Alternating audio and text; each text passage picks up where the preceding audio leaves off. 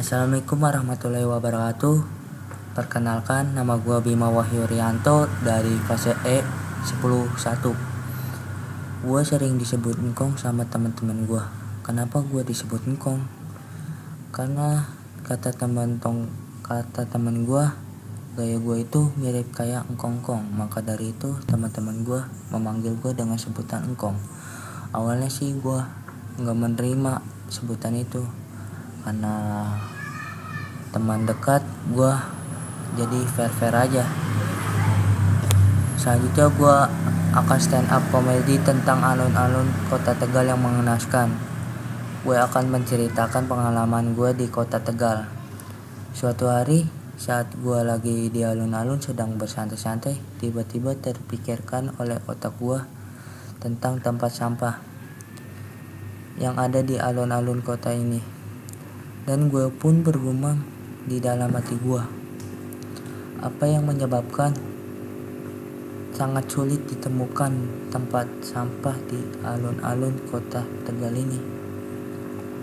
Kemana saja para pengurus yang bertanggung jawab dalam pembangunan alun-alun ini? Apa mereka tidak memperdulikan keindahan alun-alun, tetapi hanya asal jadi saja ini nih yang harus? Apa mereka hanya makan tidur, berfoya-foya, dan mendapatkan gaji buta tanpa bekerja? Ini harus yang dipecat nih. Inikah yang menyebabkan alun-alun kota Tegal menjadi mengenaskan seperti aduh, parah sekali. Sial, kota gua menjadi berantakan gara-gara hewan yang tidak jelas memenuhi kota gua. Apa mungkin alun-alun yang sebesar dan seluas ini masa iya tidak ada tempat sampahnya? Kemana saja dana yang selama ini diberikan oleh pemerintah untuk pembangunan ini? Pasti dana tersebut dimasukkan ke kantong mereka yang digunakan untuk berfoya-foya dengan tujuan memuaskan diri mereka sendiri. Ini nih yang harus dipenjara. Meskipun ada tempat sampah, paling hanya tempat tertentu saja yang ada tempat sampahnya. Itu semua yang menyebabkan orang-orang di alun-alun tersebut membuang sampah sembarangan karena malas untuk berjalan jauh. Maka dari itu sampah berserakan di mana-mana karena faktor malasnya warga tersebut. Ini nih harusnya ada kesadaran diri untuk membuang sampah di tempatnya dan kurangnya fasilitas pembuangan sampah.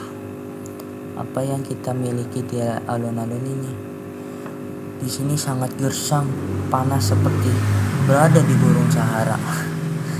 Karena tidak ada perpohonan yang menjadi pelindung. Mungkin ada, tapi hanya sebagai syarat. Bahkan hewan yang berkeliaran di alun-alun ini tadinya gemuk, sekarang menjadi kurus kering seperti peyek ikan teri. Karena para pengunjung jarang ada yang memberikan mereka makan. Uang yang seharusnya digunakan untuk memperbaiki sarana dan prasarana hilang entah kemana. Mungkin hanya terbawa banjir. Sama saja, semua alun-alun digunakan sebagai tempat para remaja untuk melakukan maksiat dengan pacara bermesraan tanpa mempedulikan situasi di sekelilingnya. Lampu yang remang-remang sudah seperti tempat diskotik saja. Di mana saja para petugas yang berpatroli untuk mengobrak-abrik orang-orang yang melakukan maksiat di tempat umum?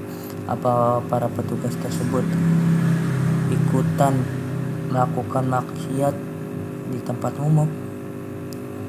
Sungguh konyol dunia ini. Orang yang memiliki jabatan malah menyalahgunakan jabatan tersebut, yang mana jabatan tersebut seharusnya digunakan untuk kepentingan bersama malah digunakan untuk kepentingan mereka sendiri. Astaga, gue baru ingat ternyata dari tadi gue cuma bergumam dan menghayal sendiri.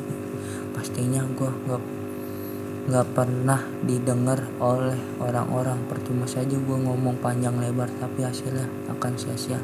Sekian dari cerita gue sangat berterima kasih pada kalian semua yang mau dengerin cerita